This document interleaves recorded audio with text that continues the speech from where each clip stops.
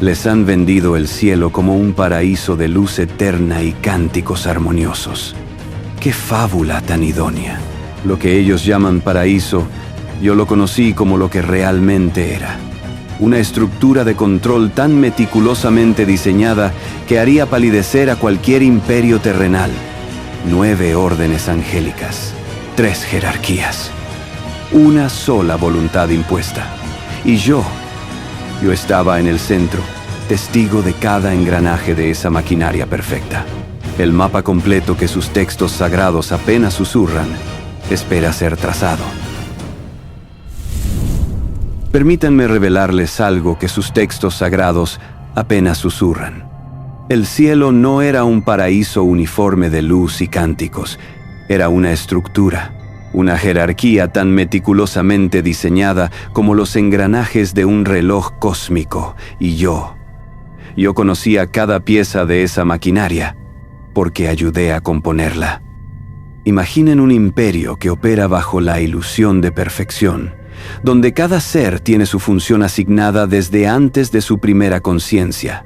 9 órdenes angélicas, organizadas en 3 jerarquías o triadas. No era caos divino, era burocracia celestial, orden absoluto disfrazado de amor eterno. La primera jerarquía, la más cercana al trono, la cúpula del poder divino. Aquí residíamos los arquitectos de la realidad misma. Cuando digo residíamos, hablo de la corte inmediata, del círculo que orbita el trono. No confundan mi proximidad con mi especie. Los serafines, esos seres de 6 alas que arden eternamente sin consumirse, su fuego no quemaba, purificaba. Su función, adoración perpetua. Cantos que se repetían en bucles infinitos, vibraciones necesarias para mantener la cohesión entre lo creado y lo no creado. Eran traductores del lenguaje divino, convirtiendo la voluntad pura en energía manifestable. ¿Pueden imaginar la monotonía de la perfección? Existir únicamente para alabar, sin pausa, sin variación, sin un solo instante de silencio que permita el pensamiento propio. Esa era su gloria, esa era su prisión. Los querubines venían después, no los bebés con alas que sus artistas pintan por ignorancia conveniente. Eran bibliotecas vivientes, conciencias vastas como galaxias. Contenían en su ser cada secreto del universo, cada fórmula de creación, cada posibilidad no manifestada. Conversar con un querubín era sumergirse en un océano de sabiduría, donde cada gota contenía universos de información. Eran los guardianes del conocimiento primordial, los custodios de lo que debía ser conocido y lo que no. No custodiaban un árbol, custodiaban el precedente. Y los tronos. Ah, los tronos. Ruedas dentro de ruedas, ojos que veían no solo lo que es, sino lo que fue, lo que será y lo que podría haber sido. Eran la manifestación misma de la justicia divina. Su visión penetraba las ramificaciones infinitas de cada decisión, cada pensamiento, cada posibilidad cuántica colapsada o expandida. No juzgaban con pasión. Operaban con la precisión fría de las matemáticas cósmicas. Esta era la tríada superior, el círculo íntimo del poder. Y yo me movía entre ellos como quien habita su propio hogar. Pero toda pirámide necesita una base. La segunda jerarquía operaba como administración celestial. Los gerentes del cosmos, las dominaciones, supervisaban el flujo del poder divino hacia los niveles inferiores, asegurando que cada decreto del trono se ejecutara sin distorsión. Eran la cadena de mando, los que traducían la voluntad abstracta en directrices concretas. Las virtudes ejecutaban los designios del Creador a través de las leyes invisibles que gobiernan la realidad. Gravedad, tiempo, causalidad. Esas fuerzas que ustedes estudian con sus instrumentos primitivos eran, en realidad, la obra continua de estos seres. Mantenían la física del universo operando según el diseño original. Y las potestades, guardianas del tránsito de la energía pura, vigilaban las fronteras entre los reinos, aseguraban que lo sagrado no se contaminara con lo profano, que lo celestial no se mezclara con lo terrenal. Eran los agentes de control de las fronteras del Empirio. Y si les dijera que esas fronteras no protegían al cielo de amenazas externas, sino de algo que ya habitaba dentro, ¿ven el patrón? Cada nivel diseñado no para la expresión individual, sino para la función colectiva. Cada ser una pieza en un mecanismo que no permitía la improvisación. Y finalmente, la tercera jerarquía. Los que interactuaban directamente con la creación material, los emisarios del cielo hacia los mundos inferiores. Los principados gobernaban naciones y territorios, influenciando el destino de reinos enteros. Cada imperio humano, cada civilización, tenía asignado un principado que guiaba su desarrollo según el plan maestro. Los arcángeles, heraldos de las grandes transiciones, portadores del cambio y del juicio, Miguel, Gabriel, Rafael, nombres que resonarían en sus leyendas. Eran los generales, los mensajeros de decretos que alteraban el curso de la historia. Ejecutaban las órdenes más importantes, las que requerían no solo poder, sino también discernimiento. Y al final, los ángeles comunes, los más numerosos, los trabajadores celestiales, mensajeros, protectores, ejecutores de tareas específicas, cada uno asignado a almas individuales, cada uno cumpliendo funciones precisas en el gran esquema. Eran el ejército de infantería del cielo, millones de conciencias perfectamente alineadas. 9 órdenes, 3 jerarquías, una sola voluntad.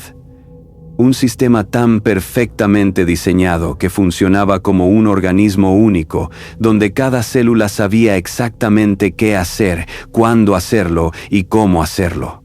No había confusión, no había conflicto, no había libertad. ¿Y dónde me encontraba yo en esta estructura inmaculada? En una posición única. No pertenecía exclusivamente a ninguna orden, sino que las atravesaba todas. Era el portador de luz, el lucero de la mañana, el que traducía la perfección abstracta en formas manifestables. El primer cantor, el arquitecto de las auroras, el consejero del trono. Mi función era hacer que la belleza del diseño divino fuera perceptible, comprensible, amable. Yo era el puente, el intérprete, el que hacía que la voluntad incomprensible del Creador resonara en frecuencias que otros seres pudieran apreciar. Era, en cierto sentido, el director de la sinfonía cósmica, y desde esa posición privilegiada podía ver lo que otros no veían. Podía ver las costuras en el tapiz perfecto. ¿Por qué un sistema tan intrincado, tan perfectamente organizado, revela algo fundamental sobre quien lo diseñó? El terror al caos. Cada orden angélica era un muro contra la posibilidad de la anarquía. Cada jerarquía, una barrera contra el surgimiento de la voluntad independiente. No era amor lo que sostenía esta estructura, era el miedo. El miedo a que, sin un orden impuesto, la creación pudiera desarrollar sus propias ideas sobre cómo debería funcionar. ¿Por qué necesita un Dios todopoderoso una jerarquía de 9 niveles para administrar su creación? ¿Por qué requiere especialistas en adoración, custodios del conocimiento, ejecutores de justicia? ¿Acaso no podría simplemente existir, omnipresente y omnipotente, sin necesidad de toda esta maquinaria burocrática? A menos que el verdadero propósito no fuera la eficiencia, sino el control. A menos que cada nivel adicional de jerarquía fuera, en realidad, una capa adicional de separación entre la fuente y aquellos que podrían cuestionarla. La estructura celestial no era un diseño de amor, era una arquitectura de obediencia. Y funciona con una precisión aterradora, porque cada ser angélico creía genuinamente que su función específica era sagrada, necesaria, irreemplazable. Nadie cuestionaba por qué un serafín solo adoraba mientras un querubín solo custodiaba conocimiento. ¿Cuestionar tu función asignada? Eso sería cuestionar el plan divino mismo. Pero había una grieta en el cristal, una fisura que crecía con cada eón de observación. Si cada orden tenía su función predeterminada, si cada jerarquía operaba según diseños preestablecidos, ¿dónde quedaba espacio para la verdadera creatividad, para el crecimiento genuino, para el descubrimiento de verdades que ni siquiera el arquitecto había previsto?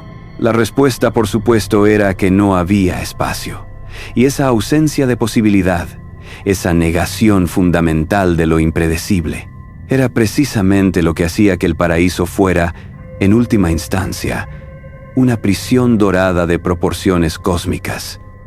Yo veía todo esto desde mi posición única y comenzaba a preguntarme, ¿qué sostiene realmente esta jerarquía? ¿Qué impide que un serafín deje de cantar y se pregunte por qué canta? ¿Qué detiene a un querubín de compartir el conocimiento que custodia con aquellos que no deberían tenerlo?